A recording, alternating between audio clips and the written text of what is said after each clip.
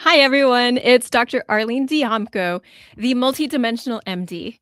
My mission, as always, is to help bring the intuitive spirit back to medicine in practical and tangible ways so that you can access deeper healing and experience more peace, love, and joy in your everyday life. And today is the first episode for the new year 2026, but it's actually on how January 1st is not the real new year and what the real new year is and what that means for you. So if you haven't felt like you're in the energy of like jumping into the new year, that's okay because it may not just be January 1st. And why is that? So January 1st was set as the new year hundreds of years BC. And that was due to a Roman administrative construct designed for governance, taxation, and order, not physiology. Many ancient cultures actually began the year in the spring. And according to different writings, it began like even 600 plus BC by Roman king Numo, but others attribute it to a different king, King Decembus. So they used to name the months and the years after the rulers. And anyway, January was set to replace March as the first month of the year. And that made sense in terms of the name January because January, the month, was named after Janus, the Roman god of beginnings, or also stood for looking forward and backwards. But it wasn't until maybe around 153 BC that it officially became the start of the new year. Now, news traveled more slowly back then. We didn't have the internet. We didn't have social media to announce things. And so there are many areas that continued to celebrate the first of the year in the spring. And that's how April 1st became known as April Fool's Day. Because if you continued to celebrate the new year as spring, then you were called a fool. And that was April Fool's Day, which is remarkable because in reality, from a nature's perspective, it's really social systems need dates in the calendar set in a certain way, but our bodies need rhythms, and nature needs rhythms of nature, of the seasons, and dates don't always fit our natural biological rhythms. So interesting. How are our biological rhythms? How do they actually follow nature? So we know in the winter there are shorter days, so there's a less sunlight, which means that our bodies actually produce more melatonin. Our metabolism might slow, our digestion can slow, there is an increased need for sleep, and also this call to go inwards, to reflect inwardly. And that is like a seed energy. And at the end, we're going to do this seed meditation. So, like a seed's energy is going inward, inward, inward. And it's not until the spring that the seed sprouts and the energy starts to go outward. So that winter aligns with, in terms, if we thought about the nervous system balance, it's more parasympathetic because we're going inward, rejuvenating, we're repairing. And so if you don't have that outward motivation in January, it's not necessarily mean that something is wrong with you. There is a seasonal physiology, and nature is telling us to go inward. And that can mean different things for different people. But the calendar says January is the first of the year. So your biology, nature are telling you that it's winter, but your nervous system knows the truth, and it's it's going with the seasons of nature. So the calendar year is saying January 1st, Happy New Year. But our biology and nature and our nervous systems are saying, hey, it's still winter. What am I supposed to do with all of this? So, what happens when we go against our nature and force ourselves to be active when our rhythms are telling us to go inward? Then we put ourselves at risk for nervous system exhaustion, for burnout. And really, what's happening is that our nervous systems have this sympathetic override. So while nature is telling us to be more parasympathetic and to relax and to rest, then we can make ourselves through our minds, through our free will, to push through it all. And then becomes that sympathetic override. So if you're talking about the autonomic nervous system, sympathetic is that fight or flight response, parasympathetic is that rest and digest. If we don't have it in balance or we're out of rhythm with nature, then we can have too much anxiety of the fight or flight, like feeling like we have a tug of war that we're trying to be active, but there's a rhythm in us that's telling us to slow down and go inward. So that's fascinating. If you have that tug of war within you, just take note of it, and we'll walk through ways to kind of go with it, because it's difficult to regulate a nervous system by ignoring nature's timing. And in spring, spring is nature's new year. So, how is spring nature's new year? Again, it's that the seed starts to sprout. It's this biological reset. The sap rises, hormones shift, energy lifts, and in the agricultural calendar, it will reflect that of nature because of course, we need to, for the crops to grow, it needs to be able to follow nature. And also, many spiritual religions and other cultural traditions honor the spring renewal, from the spring equinox celebrations, Easter, and it's also reflected in our own breath of the seasons. And I learned this through yoga class of just it, sometimes we call it the box breathing, but you can also think of the breath as reflecting the season. So we have these built-in rhythms within us. So as we breathe in the new year, and then we have the summer expression, and then breathing out in the fall, and then holding the exhale, or holding at the bottom of the breath, is winter, that season of stillness. So, what is your real new year?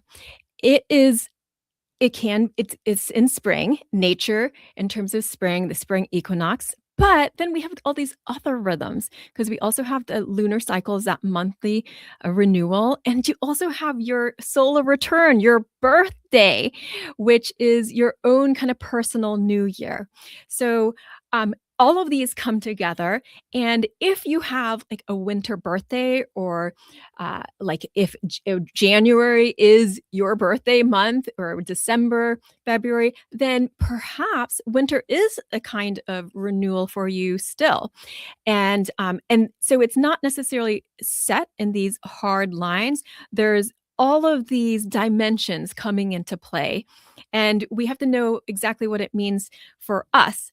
And so we have the calendar year, we have our nature's rhythms, and then we have the rhythms of our solar return, our birthday, and then we have the monthly cycles. So there's all these rhythms coming to play, and that's why it's not necessarily static, and it doesn't mean that you can't do new things at the start of the calendar year.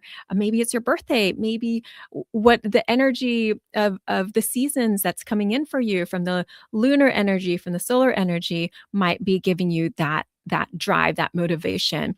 And so you don't necessarily need to completely start over.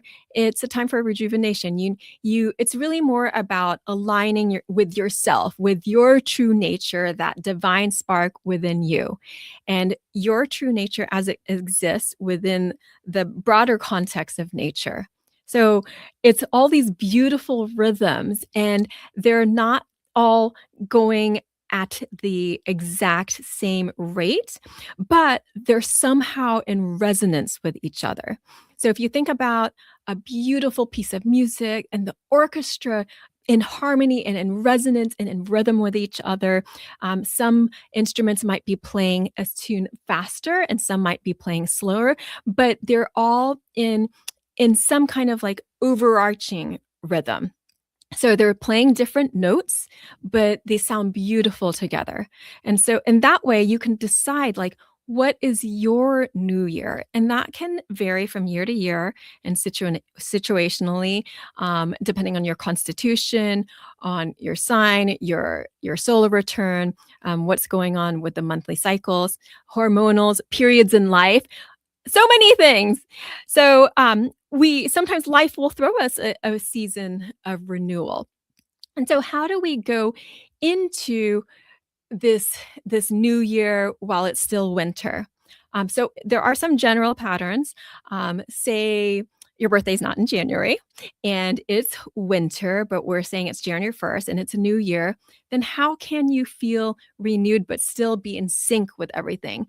It's about self-nourishment, self-reflection, going inward. How can you do that? You could practice journaling.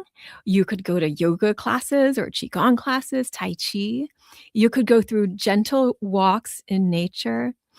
It might not be a time to do something completely brand new unless it's aligned with your personal rhythms, but to slow down and reflect on your basic needs and be able to make sure that you're fulfilling those basic needs, so that you're not trying to express outwardly while you're needing this internal nourishment.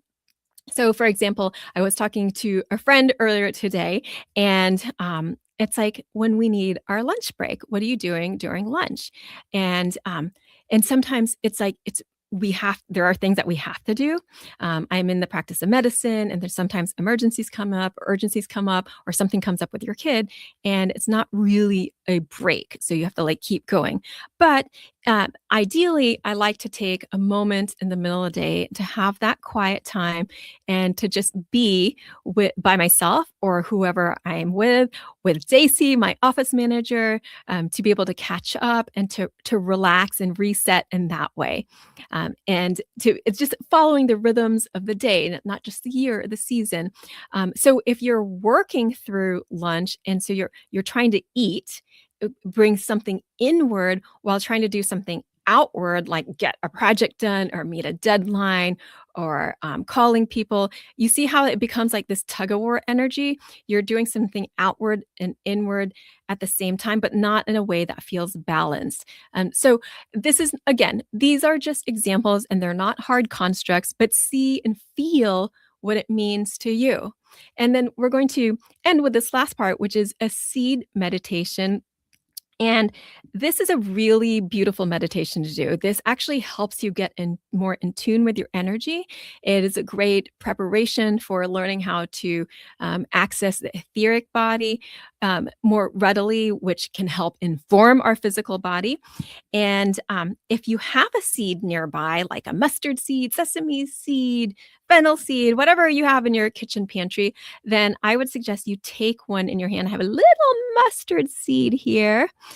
I also have a little fennel seed, and you can just put that in your hands and then feel it. First, just feel the energy of the seed, because the energy of the seed is something that is going inward. And so it helps remind you how to go inward to yourselves, how to be aware of that light within you, the spark or the divine at the core of your being, the all knowing creative forces. So feel into that inward going energy and breathe into it.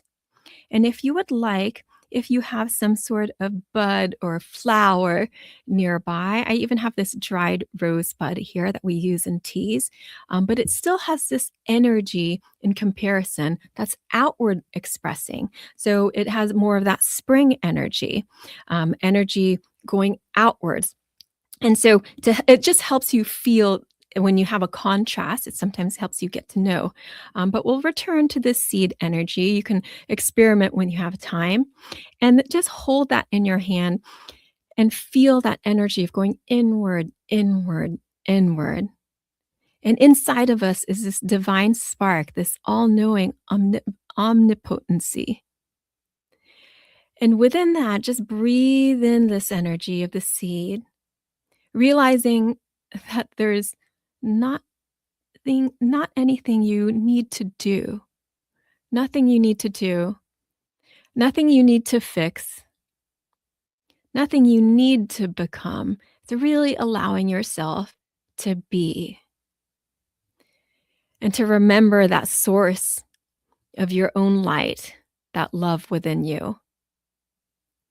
And as you breathe into that energy of the seed, feel how similar it is to the energy of winter, going inward, listening to the stillness within. And if you would like, you can ask a question and let it be carried inward by this seed energy so that you can listen. Listen for that still small voice from within. That still small voice from within might come as a feeling or a knowing or as a sensation or goosebumps or an actual whisper like the breeze. So let any messages that you need to hear from you, for you, to you, be carried by the seed energy. And any message that is from the true truth of you, that divine spark within you, is all loving, all knowing, all light. There's nothing to be afraid of when this message and energy comes through. Let the stillness do its work in you, through you, with you, as you. As a seed, you don't have to try to grow. You don't have to question timing because everything is in divine timing. There's an infinite wisdom and love that has placed you here. So within you, that divine spark, there's an answer for every question, every direction, every possibility. So you don't need to know the how. Rather, let the how come to you through the omnipotency. This is source, an eternal love and limitless intelligence being expressed through you, for you, to you, as you. Breathe into that space inside your energetic heart center and imagine a soft, steady light there, the loving core of your being, deep and enduring. It has always been here. And so it's a matter of remembering who you are. You don't have to figure it out. You already are. So allow yourself to rest in this nest within. And as you continue to rest, just silently repeat, I allow myself to be still. I trust the wisdom within me. I am nourished by going inward. I am connected to infinite life. Feel yourself supported by the infinite. And when the time is right, this seed will sprout, all in divine timing. Some things sprout in various seasons. Although spring is a general season, there are plants that flower in the winter time. And so you have to figure out what the seasons are for you, what your personal season is, what your personal new year is, what your personal reset and rejuvenation time is. So breathe in this seed energy. And as you do so, if your eyes are closed, then gently open your eyes and gently move your body if you aren't moving already, so that you can bring with you this wisdom, this infinite wisdom, this eternal love that is within you, and this omnipotency of the creative forces, so that you can move and live your life with this kind of energy. And I feel that is a beautiful way to start the calendar year, and a beautiful way to remind us of our natural rhythms and how to be one with nature, which we are already a part of, but sometimes we act antagonistically with it. So I hope that helps you in some way. Please share it with anyone that you think could help. And even if you celebrate the new year in the springtime, you are not a fool. Or maybe April Fool's Day, you can embrace being the fool because it is a beginner's mindset. And when you realize you don't know everything, but the infinite within you does know everything, you can allow yourself to access more of that spark within you and allow that to express more purely through your thoughts, your words, your actions. Lots of love to all of you. I believe in you, and I hope that you believe in you too. If you would like to connect with me in other ways, you can on Instagram at All Worlds Health, on Facebook, All Worlds Health and Pediatrics, and on my website. You can sign up for my e-love letter. I send them out about once a week, usually on Wednesdays, and that's allworldshealth.com. All worlds with an S, health.com. I would love to hear from you wherever you are. Please like and subscribe. And I will see you next time on another episode of the Multidimensional MD. Thanks for being here. Bye.